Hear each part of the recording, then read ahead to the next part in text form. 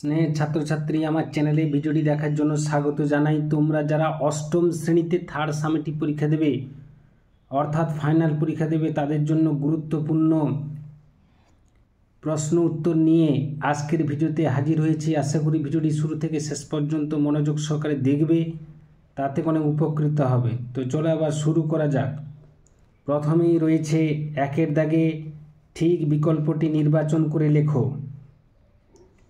একের এক, কোন কাব্যগ্রন্থের জন্য জয় গোস্বামী সাহিত্য একাডেমি পুরস্কার লাভ করেছিলেন?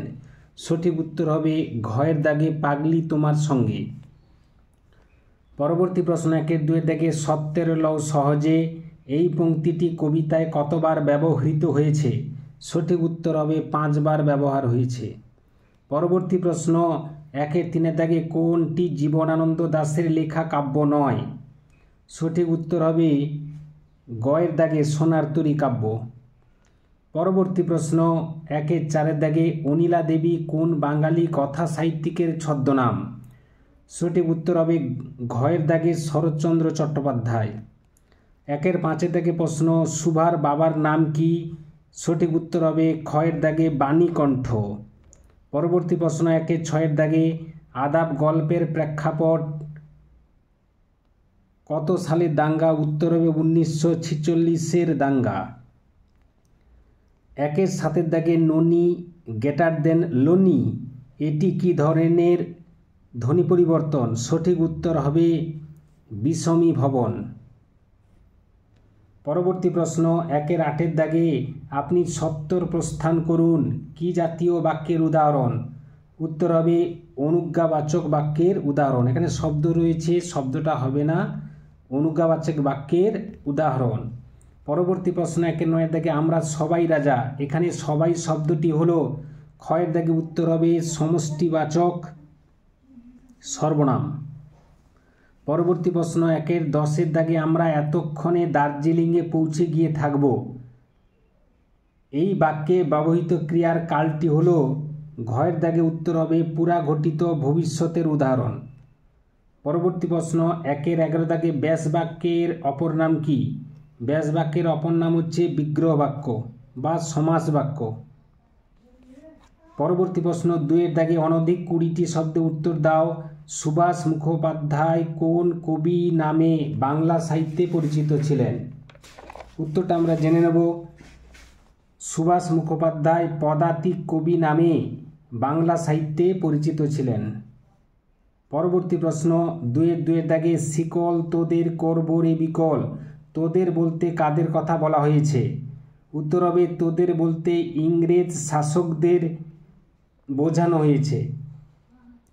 পরবর্তী প্রশ্ন, 2-3-এর দাগে ল্যাংস্টন হিউজ কোন দেশের কোন রেনেসাঁসের অন্যতম নেতা হিসেবে পরিচিত? উত্তর হবে ল্যাংস্টন হিউজ মার্কিন যুক্তরাষ্ট্রের হারলেম রেনেসাঁসের অন্যতম নেতা হিসেবে পরিচিত ছিলেন। পরবর্তী প্রশ্ন, 2-4-এর দাগে যাও বীর মুক্ত তুমি কে কাকে একথা বলেছেন?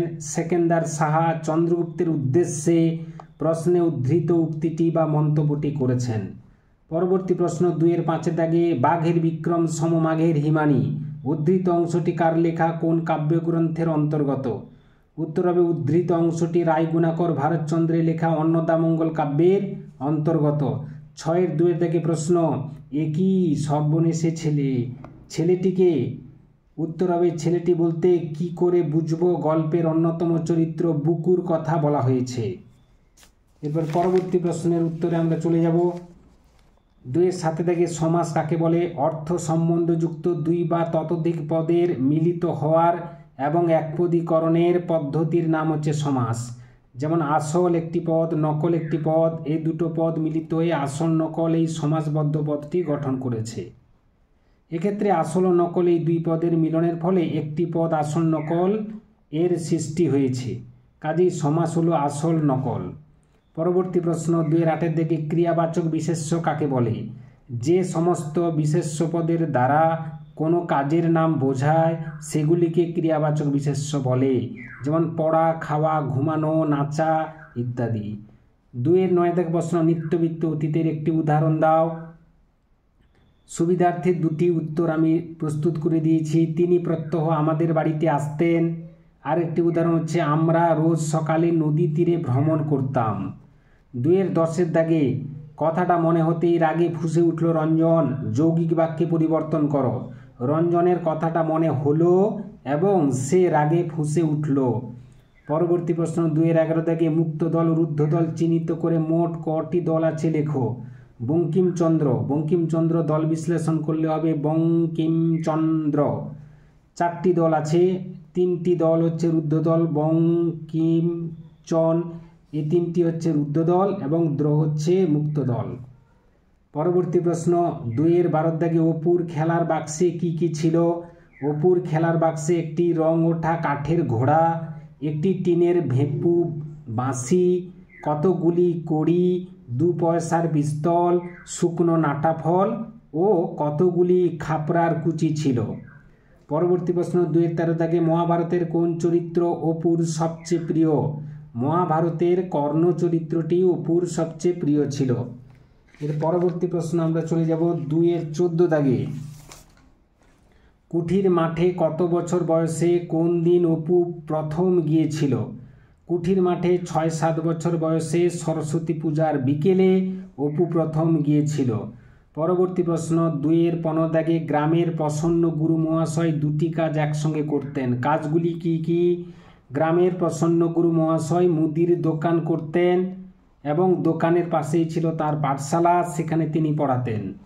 পরবর্তী প্রশ্ন 2-16 দাগে অপুর বইয়ের দপ্তরে কি কি ছিল। অপুর টিনের বাক্সতে একটি নিত্যকর্ম পদ্ধতি, একটি পুরনো প্রাকৃতিক ভূগোল, একখানি শুভঙ্করী, বীরাঙ্গনা কাব্য, জীর্ণ কাশিরাম দাসের মহাভারত ইত্যাদি বই ছিল। 3 দাগে প্রশ্ন অনধিক 20টি শব্দে প্রশ্নগুলির উত্তর দাও। 3-1 দুহাতে মুখ ঢেকে শুয়ে পড়ল বেঞ্চিতে। স্ট্রাইকার রঞ্জন সরকারের এমনভাবে শুয়ে পড়ার কারণ কি। পুরনো ক্লাবের বিরুদ্ধে গোল করে রঞ্জন সরকার অপমানের যোগ্য জবাব দিলেও তার হৃদয়ে জেগে ওঠে অপরাধবোধ। মায়ের মতো ভালোবাসা জড়িয়ে যে ক্লাবটির সঙ্গে তাকেই কিনা সে পরাজিত করল, এই বেদনাবোধে আক্রান্ত হয়েই ফুটবলার রঞ্জন সরকার প্রশ্নে উদ্ধৃত আচরণটি করেছিল। পরবর্তী প্রশ্ন 3-2 দাগে বন্দি দশায় মানুষের মনে শক্তি সঞ্চারিত হয় কিভাবে। বন্দি দশায় সাধারণত একটা দার্শনিক ভাব মানুষের অন্তরে বিশেষ শক্তি সঞ্চার করে। ভারতীয় দর্শনের উপলব্ধিকে সুভাষচন্দ্র বসু এখানে বিশেষভাবে উল্লেখ করেছেন। পরবর্তী প্রশ্ন 3-4 দাগে সাল মাহিনার হিসেব তো নেই। সাল মাহিনার হিসেব নেই কেন। সাল অর্থাৎ বছর এবং মাহিনা অর্থাৎ মাসের কথা বোঝানো হয়েছে। আমাদের সমাজে অত্যন্ত দরিদ্র খেটে খাওয়া মানুষ হলেন মাসি পিসিরা। দিন আনা দিন খাওয়া শ্রেণীর এই মানুষদের সারা বছরই একই জীবনাচরণ লক্ষ্য করা যায়। প্রতিদিনই রাত থাকতে থাকতে জীবন সংগ্রাম শুরু হয়। বছর বা মাসের প্রতিটি দিনই তাদের কাছে সমান রূপে দেখা দেয়।